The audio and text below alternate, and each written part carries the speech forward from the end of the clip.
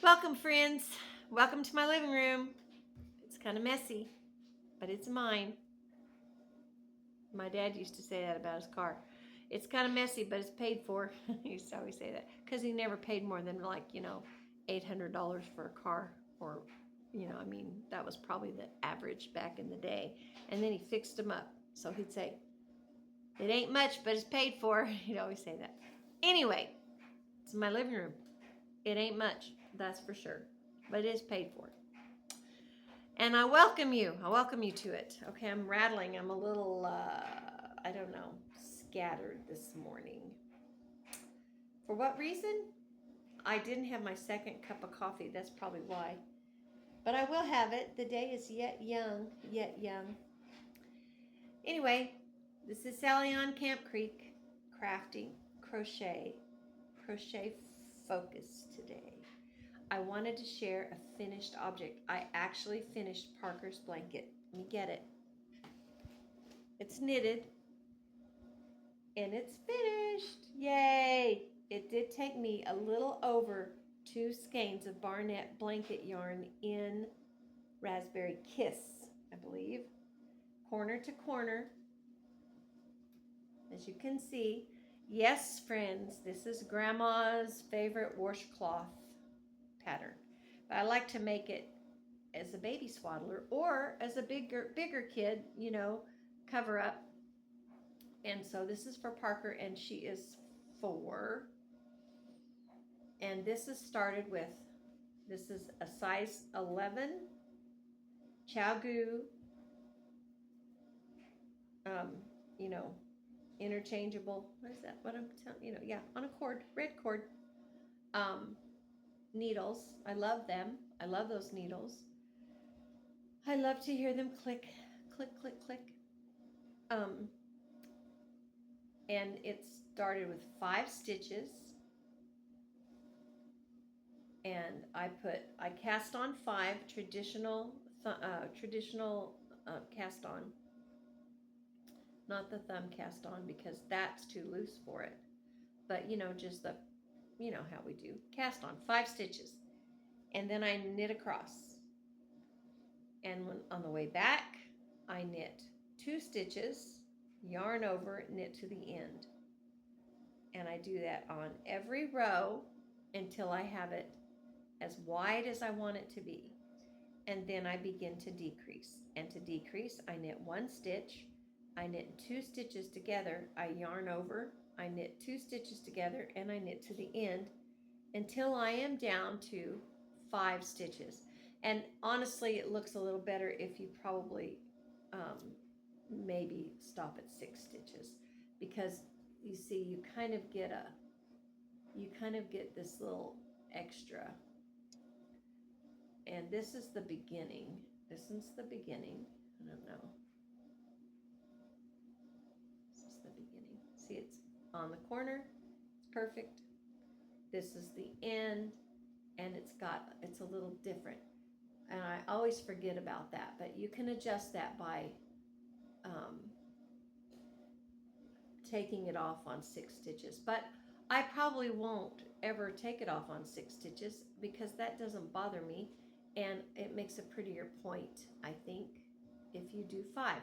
So I stop at 5 stitches, and when I have 5 stitches on my hook at the end, it's time to cast off. I cast off the 5 stitches, and you end up with this kind of flat. So with my tail, I weave it in and I pull that around and work that till I can get the point pretty. And that's how you make it. This is a really good idea if you're a continental knitter and you want to learn to throw, or you're a picker and you want to learn continental or whatever. This is a good one to practice a different hand technique with because it is ultra forgiving. I mean, you can tell I have places that, like, there's a spot in here where the stitches are a little looser, but once it's stretched around and pulled around and washed, you will not be able to tell. That's why I think those washcloths are such a good thing to practice on. Now, some people slip the first stitch and then you get kind of a braided edge. I never do that because I want my row to be good and tight. I don't want it to be flopsy mopsy.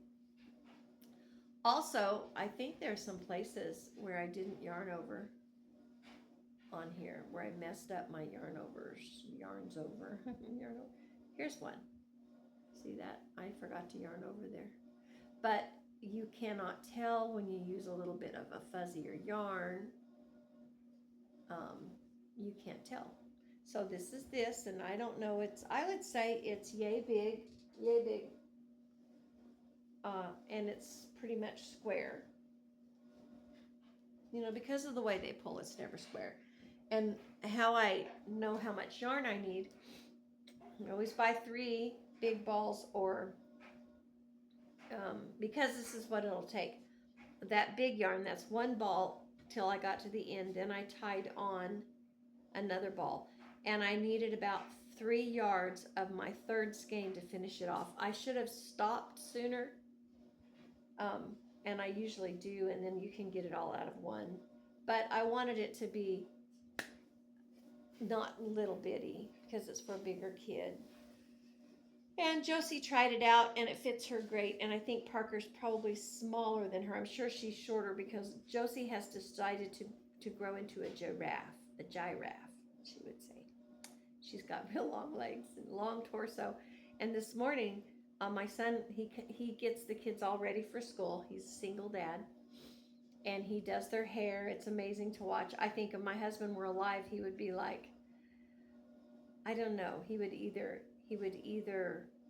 really proud of him. He would really be proud of him. He would probably help, but he would be so proud of him. He brushes their hair, and he helps them put their earrings in sometimes, and makes them tie their own shoes so that they can, go to school knowing how to tie their shoes. Sometimes I sneak around and retie them for him a little bit, but he does all the things. And so this morning, when she came out in her clothes that she had picked out the night before for school, and he usually helps with that with them also, she came out and she had a little Hello Kitty top on and some jeans. And when she lifted her arms up, her tummy showed by that much, and he said, that shirt is too short for you, and we just bought that. And she went, because she's so long-waisted. So I said, well, she can probably get by with it in preschool, because it only shows her tummy when her arms are in the air. So she wore it today, but that's always going to be a problem with her, and her pants are always going to be too short. She's always going to be wearing high waters. And the other girls aren't tall, and they don't have the waist issue, but their pants are all that much too long. You have to hem them. He doesn't do that. He says, can you hem some pants? Anyway, I think he's only asked me to hem pants one time. I shouldn't say always, because I think I've only done it once. But how did we get, the blanket. And so anyway, on her taller frame, that blanket was perfect. So I can send that to the little girl, and she will have a blanket that I made, and that'll be fun. That'll be fun to do. So anyway, we were talking about granny squares last time, and I really wanted to talk about granny squares. I love granny squares. There's a meme, or whatever it's called, a meme, whatever, somewhere on the internet I've seen, and it's a lady sitting in a chair making a granny square, and her curtains are granny square, and her couch is covered with granny square. All of her furniture has granny square blankets on it. She's wearing granny squares. Her floor has a granny square rug. On and on, you get the picture. And I love that, because I just love granny squares. I love them that much. I like all kinds of granny squares. Fancy ones and plain ones, and the whole thing. I just like them. I don't know why I like them. I was trying to think of that. Why do I like to make granny squares? Why do I consider granny squares comfort knitting? This is why. When you're making a granny square, you have the visual, your senses, your vision, whatever they're called, whatever that is, your visual senses, whatever. That's the wrong terminology, but Sorry, my nose has a boo-boo and I keep touching it. It's right there and it's painful. It's because of my glasses. See, okay, so I lost one of these doohickeys on my glasses, and my friend took me to the eye doctor and they put another one on. But it had a little bit of a pimple on it. It had a little scratchy spot. So I didn't realize that, and it was hitting my nose. And then a, sweat bee bit me under the eye, so my eye is swollen anyway. So that made that bother me all the more. And my son said, well, just take your fingernail nippers and nip it off. So I did that, and that's helped. But meanwhile, I put a piece of tape over it because it was making my nose raw, and I was allergic to the tape, and now I have a big swollen spot right there where the tape was, right next to the bee bite, and it's all puffy and swollen more than normal. I'm always puffy, but I was born with baggy eyes. They're always that way. But it's really great now. It's really, and then I got that source. So I've been rubbing castor oil on it. Castor oil is good for everything. Barbara O'Neill says so. Where was I? Granny squares. What do I like about them? Your visual senses get a treat because of all the pretty colors. All the colors, you know. The thrifty part of you gets a thrill because you can use up your scraps, right? The element of boredom isn't there because you're constantly doing something different. You make centers, you make five chains, you go into the first chain, you pull through a loop as to slip stitch it together, you chain up 3, 4, sometimes I do 3, sometimes I do 4 depending on the yarn. You put 11 double crochets into your ring while holding your tail over the ring. Okay, so that doesn't take very long.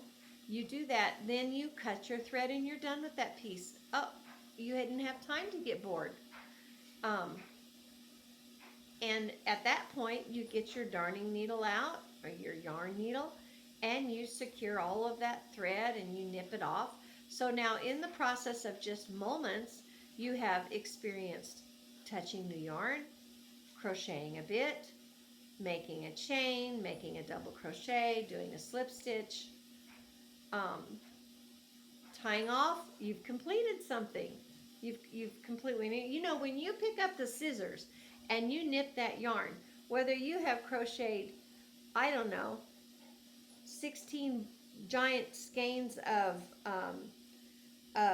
Barnett 1 pound or just a few stitches, you have a sense of accomplishment at that moment. Woohoo! I did something. I finished something. And then you can move on to the next thing. When you get bored with that, you start your next row. You can do all of your secondary rows at one time if you want to. Get tired of those 6 colors that you picked out? Pick out 6 different colors, right? 2, 4, 6, 8, 9. You get to do a little bit of counting, but you don't have to count hundreds of stitches. 10. It's great. It's great for that. I had somebody say, I listened to a funny lady talk about if you have ADHD and you're learning to crochet, don't make granny squares because it'll drive you crazy. Make amigurumi because it's better for someone who has attention deficit disorder with hyperactivity. See how well I said that? There you go. Well, that's for that lady who gave me that test and said I was dense. I'm joking. Nobody said I was dense. When I was in school, they didn't do such foolishness. No offense, but some of that is just, you know, very limiting. Okay. I made one, and I've cut it off, and I got my thread a little bit too long. And I'm probably going to make about 6 of these golden ones before I go on to doing that. I like to do about 6 centers in whatever color I found. 3 or 4 colors at a time. That way I don't get too much of one color just because I like it. Or for some reason it's the closest to me. I don't know. But if I do 6 of them or 7 of them or 10, then I can do a stack of blocks like I did these this evening or yesterday evening. I made the centers, and then mostly today and yesterday evening I put these together. They don't have the black on them yet, but these were just the colors I had within my reach that I thought went together. Not too sure about the white in there, but I'm going to stick with it. I have an idea to do some that look like 4-leaf clovers. And the way I'm going to do that is with my clover green. I'm going to do this piece and these in the same green. And I think it will look like a 4-leaf clover, and I want some of those scattered in my blanket. So these are just the ones that I put together at that time. And I have the black down here, whoops. And I will sit down and stitch all of the ends in at one time in this little stack. And then I will go over them with the black on a bright day when there's lots of sunlight. I believe that this black that I'm using up is, I love this yarn. Let me give you a word of caution. When you're doing your black on the outside, I know this is a scrap project for most people, but it's a good idea if you can purchase all of your black at one time.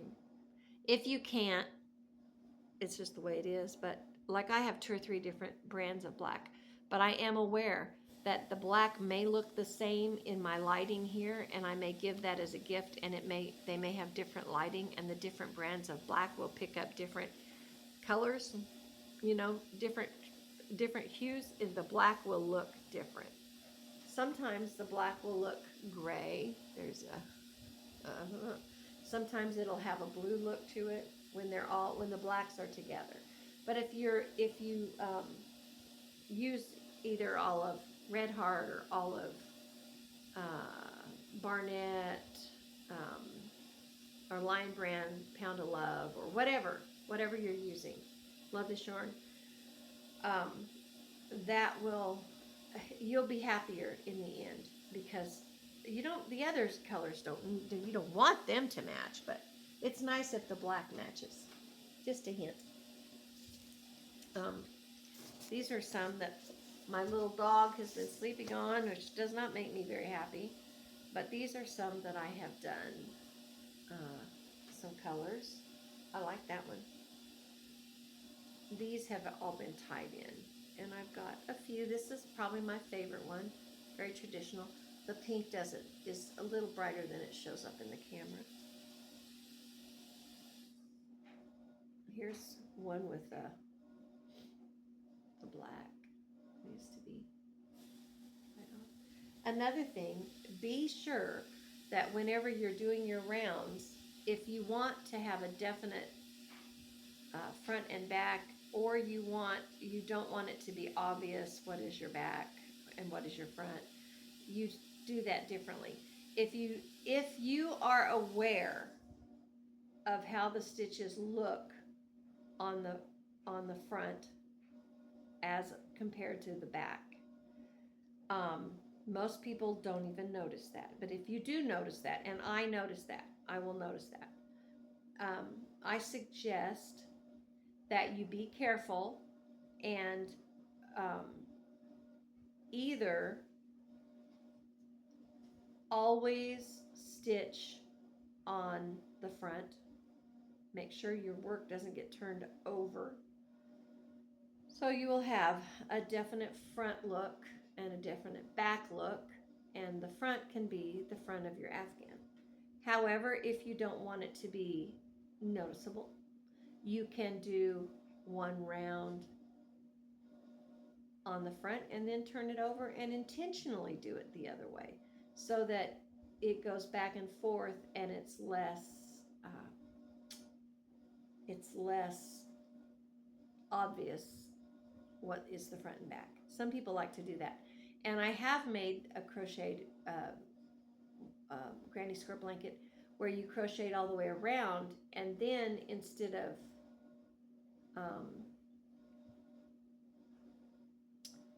to keep your corner looking better, they thought it looked better if you turned your work and went back and then turned your work, and that kind of made the look different. I don't really like to do it that way. I did it that way one time and I was like, nah, I don't think so. I just like to keep my front facing, so I have definite front and back. Although it's, you know, it looks just as nice on the back, but I want it definite front and back. And I don't want my holes too big. So if some of my yarn is smaller and some of it is larger, what I will do is I will omit that stitch in the center if I think it's too open, because I don't want my Afghan to be, I mean, I want some lace, okay, you know, but I don't want it to be, I don't want the holes to be so big your big toe gets caught in them. I don't want toe handles necessarily on this one. So when my stitches look too spacey, I know which yarn that is. It'll be a smaller yarn, a yarn with less density, or a thinner yarn. Like this here, the gold is very thick. The green is much thinner. So I have just omitted that stitch in between, and it kept it from looking gappy. So that will help. That's a hint to keep it from looking gappy. Now if I make a shawl, I like this one a lot. If I make a shawl, I want it to be quite spacey and airy. So I'm gonna allow that if I make a shawl. Here's another one. These all have to have the back put on there. And there's a lot of pink because I like pink and I have a lot of pink. And I think I'm gonna need about 120 blocks, maybe more. I'll probably get that laid out and decide I want to do another whole round. So I would probably want 2, 4, 6, 8, 10, 12, 14, 16, 18, 20, about 22 more, maybe, I don't know. So that's my plan, and I've got them all in this basket right here that Howard keeps crawling into and laying on them. If this was something I was making for someone else, that would be a problem, but as it's for me, I don't really care that much, you know. I don't want to put that ink pen in there, because if that were to leak, let me tell you, that's very annoying. So granny squares are comforting because the change of color and the change of action, you know, the process of it, you're not always doing the same thing.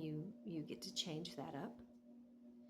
Plus, the worst part about them is putting them together, I think. Some people might say it's all of the horrendous amounts of threads, but I really find this relaxing. So when I'm in the mood to do it, it's very relaxing and rewarding. But putting them together is always been a trouble for everyone who has made them. I used to have a way to put them together that was with a double crochet stitch, and I cannot remember how I did it. I think that it looked different in my memory than it actually looked in reality, because I have done it and I'm just like, that doesn't look right, but there's no other way but just to do it. So it had to have looked like that when I did it before. I don't know. I've also done the crisscross chain. That's different. That's nice for a shawl. Not as good for an Afghan, because they're kind of crossed like this. And then there's one where they're crossed and kind of braided, where they intertwine, and usually use 2 colors, and that's pretty, and I believe I've done that before on a baby blanket. And that's a little bit, you use a little fewer chain stitches, so it's a little tighter, because you got your blocks, you don't want the connection to be like over here.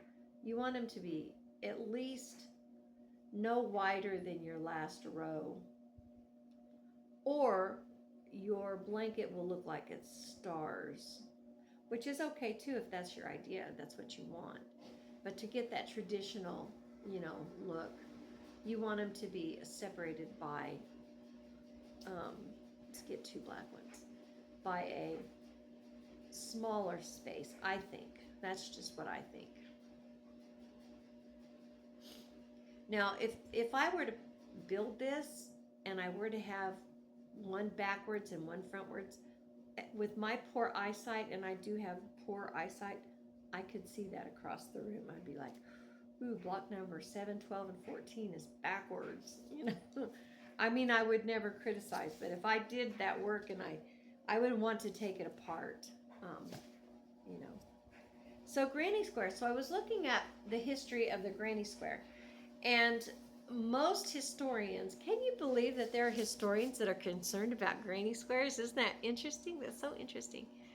Well, knitting, there's a lot of history about knitting, but crochet is a little mysterious. There's not as much information about it, although you can get on YouTube and there are people who have dug some stuff out.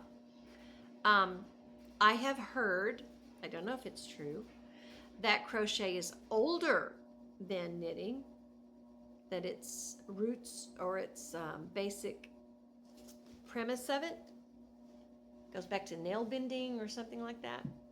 But knitters say that also because they're so closely related, that they are first cousins, I would assume. But examples of crochet, there are some really old ones, but not as much as knitting. I have heard, I've read that, and some people think that that's because crochet was more of a, okay, so this shows bias in my opinion, more of a poor man's craft, rather where knitting was like, gilded, more important. I don't know. I read that somewhere. So it was less preserved because people wore their stuff out. That was what this particular historian said. Maybe they were full of macaroni. I don't know. That's what they said. Also, I have read that crochet became popular with Queen Victoria, that she crocheted, and she made scarves for the soldiers. I think it was Queen Victoria, one of those queens, the short one. Was that her name? I don't know. Anyway, and she bought the lace from the poor Irish women who made Irish lace as a way of encouraging people to purchase their lace so that they would have more income because they were like starving to death. I know there's a whole history on that, and I've read it several times and I can never remember it, so I'm not going to repeat it because I will offend somebody by getting it wrong. But you can look that up, and it is interesting. It's very interesting.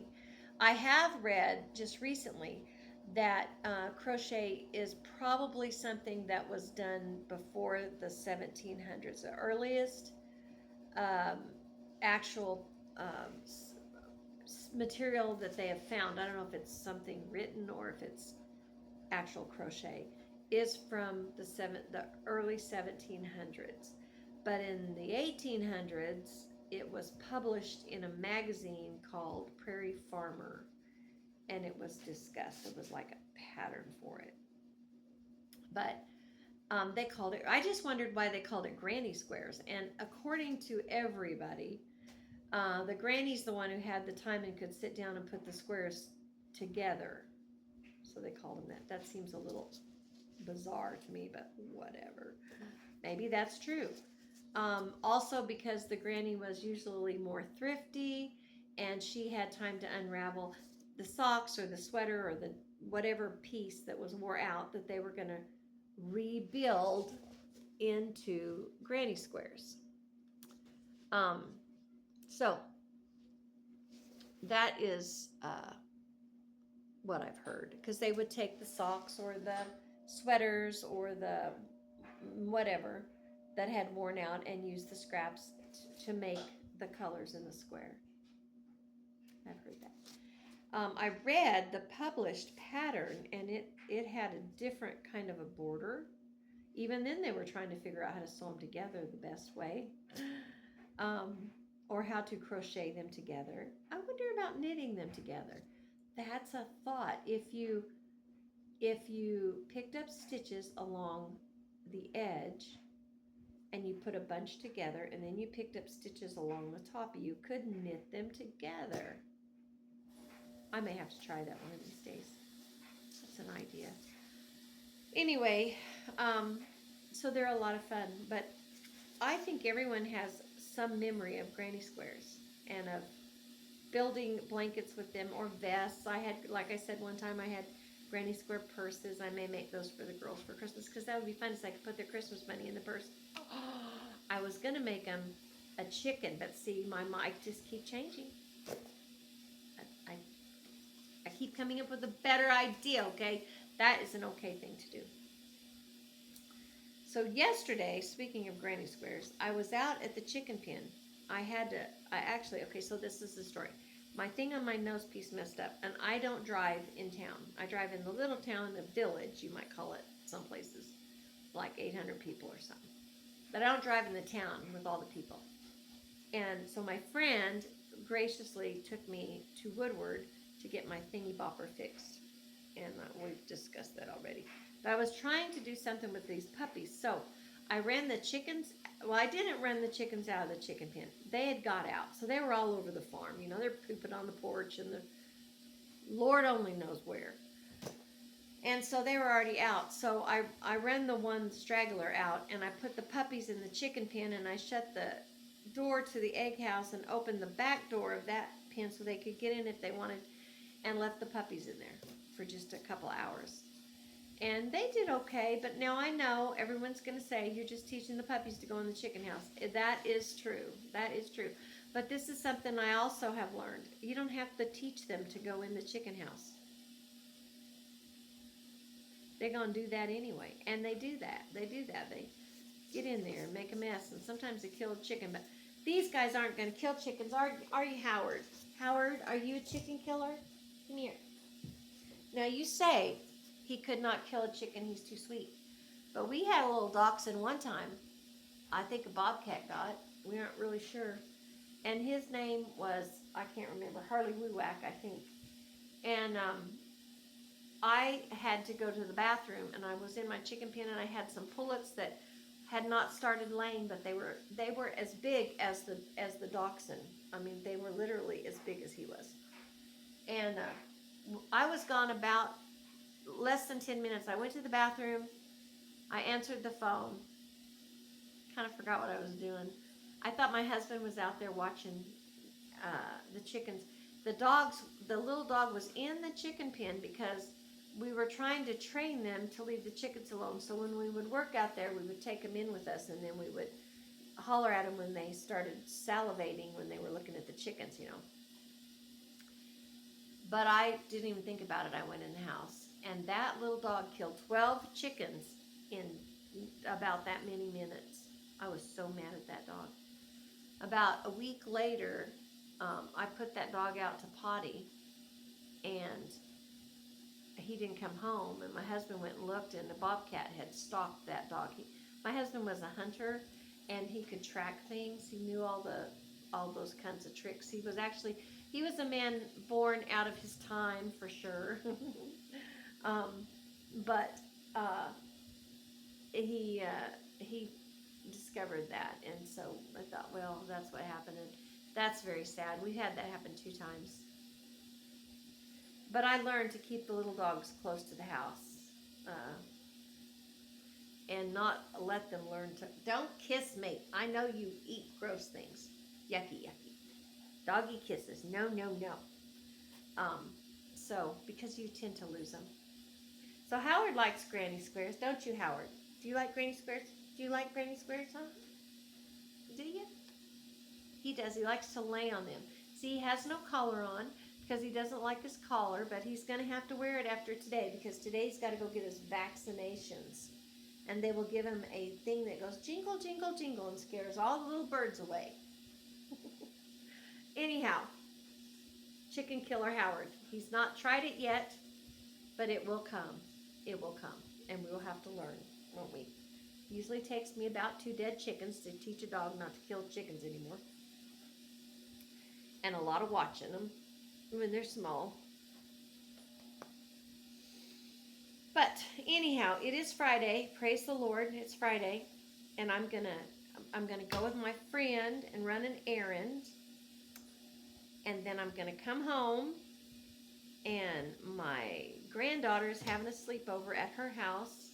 So her siblings will probably have to spend the night at Grandma's because, you know, it's her party. She doesn't want to crash by siblings. So we'll have to find something fun to do with them when the time comes. Meanwhile, I'm so glad I've got that thing finished. I have not worked on my fiber spider shawl or which is a slice of pie shawl. And I haven't worked on my other crescent shawl. Now, why am I making 2 big, huge shawls out of the same yarn? I have no clue, except I bought the yarn and I want to make it up because I paid for it and I want to get it made. And I really love Fiber Spider. I love him and I love all of his patterns. I love his tutorials. I love his voice. I love to listen to him read. You can go on there and he'll read Alice in Wonderland to you. It's great. And I love that Granny's got a granny square stitch, and it's a slice of pie, so you increase 6, 12, you know, you increase and then you do 6 rows, and you increase and then you do 24 rows, and on. But that is not going to use up that whole skein of yarn, and I want a pattern that's going to use up the whole thing. That's the goal. So I found another one that's got it's got more stitches that will use up more yarn. And it's I have to look, and I'll tell you next time. It's the crescent. It's been on YouTube. It's a big crescent hanging from a clothesline. I think it's a cream and greenish thing with some orange maybe. Anyway, I can't even remember who was making it, but I wrote that, or I got that pattern. I haven't wrote it down yet, but I started that. And I think that will use up that whole big, huge skein of yarn. That's the goal. I want to go from the brown to the gray. I don't want to miss any of the colors.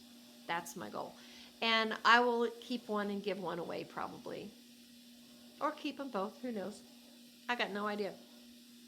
But that's why I did that. I do have a scarf that I've got about yay much to finish. And it's knitted. And I've showed it to you before. But I've put it up for a bit because I needed to finish this blanket for Parker. And I needed to do some comfort crochet. It's just that time of year. This time of year has a lot of, I get very sentimental this time of year, and I want to do, I want to crochet. I do. My husband's birthday is this time of year. My sister passed away this time of year. My dad had a birthday this time of year. A lot of stuff has happened this time of year in August, September. Change of the seasons makes me a little bit sentimental. And so I want to crochet. I always do. I always want to crochet this time of year. I'm not sad. It doesn't make me depressed. It just makes me want to crochet. Like, throw a tragedy at me or trauma or something emotional, and I want to crochet or bake bread. I want to make cinnamon rolls, the good kind. The kind with eggs in them and cream and, the kind that you eat straight out of the oven, and they're just gooey, and they have raisins and big old pieces of pecans, and they just melt in your mouth. No, okay, let's not talk about it. The ones with brown sugar in them and out them and all around them. That's what I want to do. Okay, quit talking about it. Quit. Okay, I'll stop. My crocheted mesh shawl, which this is one that I got out just recently. It had been put up for a couple of years. And I got this out. I did a few more rows on it. But I'm not in a hurry. It doesn't have to go fast. It's not a pattern that I'm going to forget. This is some Hobby Lobby the hand-dyed line. Authentic, I think they call it. Authentic. It's hand-dyed blend. It's merino and some other things. I can't remember. Busacusa or something. in Cloudy Indigo Lyocell. It's got a sheen to it. So anyway, that's been done with like a smaller hook, and I thought I put that hook in there. I need to put that hook in there because if I don't keep a hook in here, it will take me 10 minutes to remember what size I used. A, B, C, D, E, F, an F hook. That's what I used. Or an E hook. One or the other. And it's in the bottom of this basket. I remember it falling out now. There's a G. It wasn't a G. It's an older G. Boy. I was watching Crystal the other day.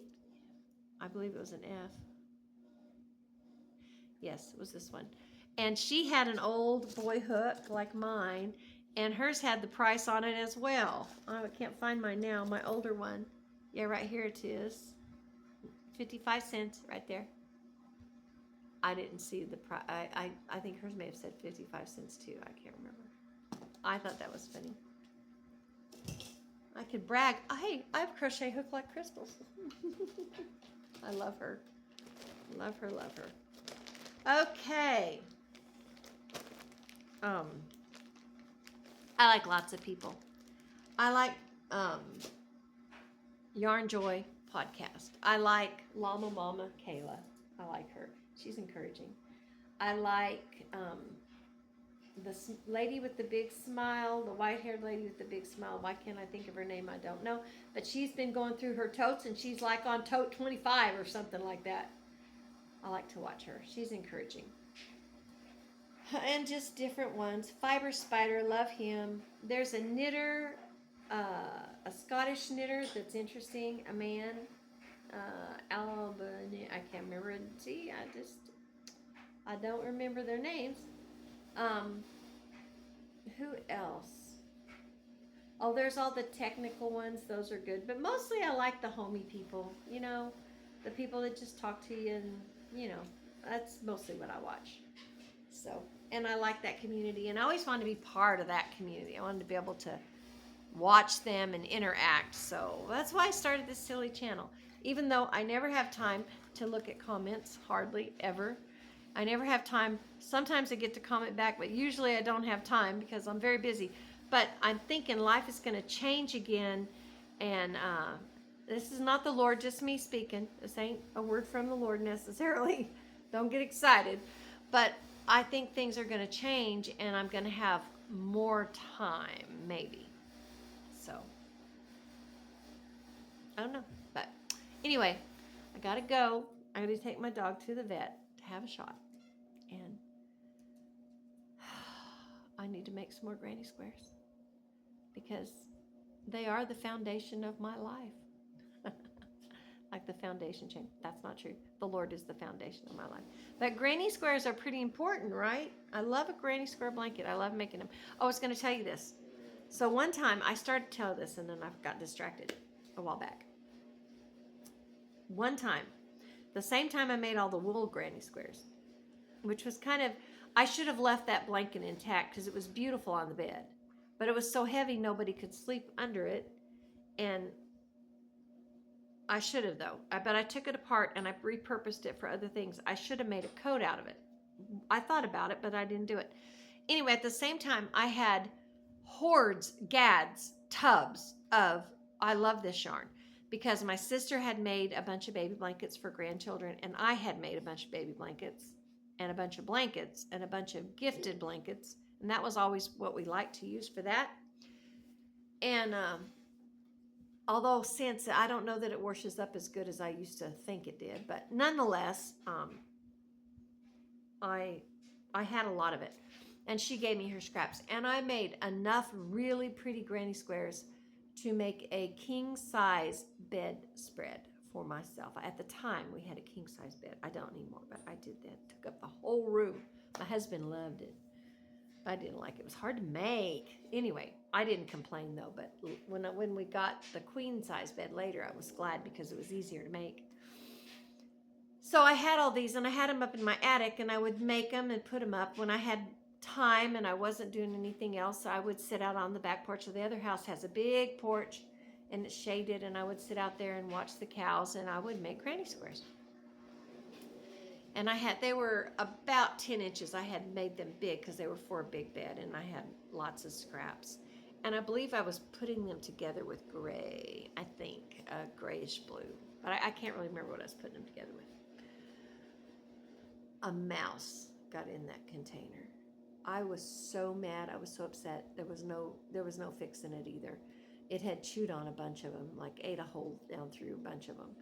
And urine, and you can't wash that up, or I never felt like I could. So I had to bag them up and throw them away. And that was the last time that I had it in my heart to make a granny square Afghan for a bed, until just recently. And I want to make one for my couch, and I'm going to make it for my couch.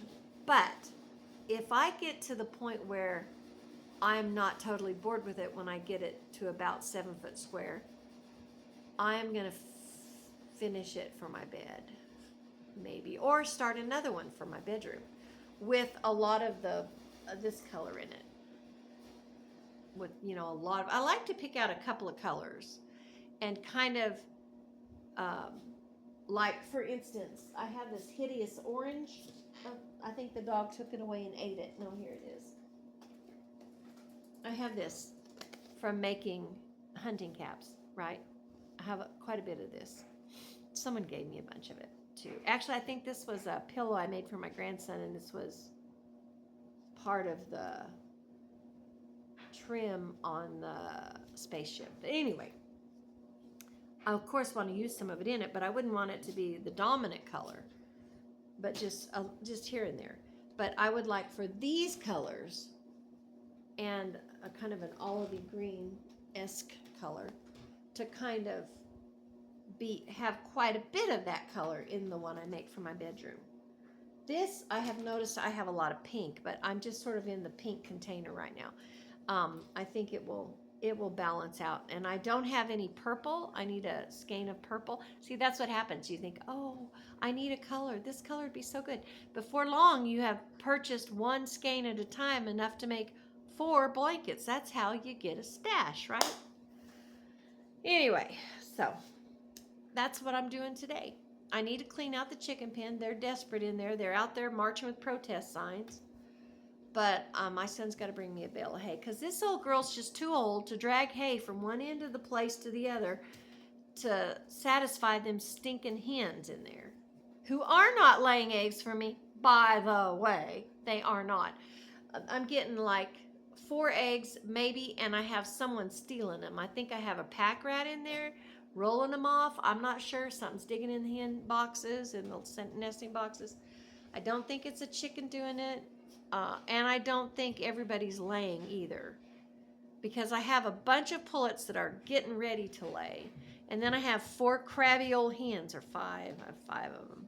Multi-O crabby hens is what they are. And they lay a few eggs, but they're not laying good because it's been too hot, and they're old and they're tired of it. They're just tired of it. It's retirement time. They keep saying that. So anyway, they're protesting because I need to clean it out. I do that where you turn it over and turn it over for so long, and then you have to clean it all out. And I do not have any odor at all with that. I used to change my pen out. I used to change my chicken, all the hay out like every 2 weeks. And I read that you don't have to do that, to do the, flip it over and flip it over, and don't put diatomaceous earth in there, because that will kill all the buggies. And you want the little buggies for the chickens to peck at, and then that keeps the stuff stirred up and turned over. And so instead of just cleaning it out, I just go in there every week or so, and I scoop it up and turn it over, and scoop it up and turn it over, and sift it, shift it, and then eventually you do clean it out. Somebody named Michigan Snow Pony or something like that, long time ago, channel on YouTube, it's not there anymore because I have looked, talked about that, and that's where I got that idea. And that's what she always did. And she kept her chickens in a small enclosure, and she had a bunch of them all the time. And I thought, because she did that because where they lived, they had a lot of foxes and weasels and that was the only way to keep them alive. And I thought, well, you know, we get so worried about not having enough running space for them that they probably don't need as much pampering as we give to them. That's what I say, as I'm buying bread at the bread store just for no other purpose but to feed my chickens. It's okay. My eggs are worth about $4 an egg. They're almost that high in the grocery store. Mine are more organic, except for that bread that I fed them from the bread store probably had chemicals in it. So I guess I can't really call it organic, can I? I don't know. It's just chickens. It's chickens, and the eggs are lovely when they give them to me. But right now they're under protest, and they are not giving me eggs. They're giving them to the pack rat, I think. But anyway, that's my plan. And I'm going to go with my friend, and we're going to go eat somewhere. And that'll be nice. So, y'all have a blessed day. Read some Psalms. Read some Psalms. Goodness gracious. Read Psalms 2. Memorize it. Memorize Psalms 1, then go memorize Psalms 2. And it will do your heart good. In these troubled times, we need to remember. We need to remember the Lord's in charge. What's it say? What psalm is it that says, the nations rage in vain and the Lord just laughs? I don't remember which one it is. But think about that. The nations rage. Oh, they rage. And the Lord just looks down and laughs at them. He holds them in derision, it says. He just goes, you people are nuts, you know. And he's ours. He's on our side, and he's watching out for us. And we are leaning into him as the days get weirder and weirder. We're leaning into him. And it's good. So have a blessed day and make some granny squares. Old granny needs something to do. Bye.